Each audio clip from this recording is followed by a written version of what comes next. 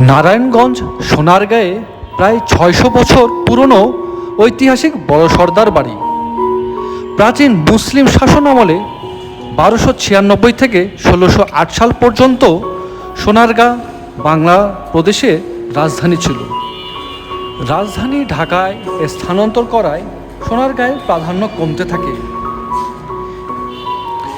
নিপুণ terracotta, রঙিন ceramic, tiles এবং marble পাথরের ব্যবহার করা হয় এই জমিদার বাড়িটি দিয়ে।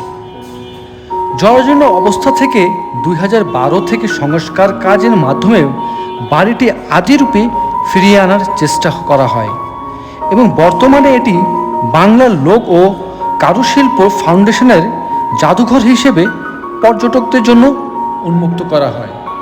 এতে করে নতুন প্রজন্ম বাংলার অতীত ইতিহাস সম্পর্কে জানতে পারছে।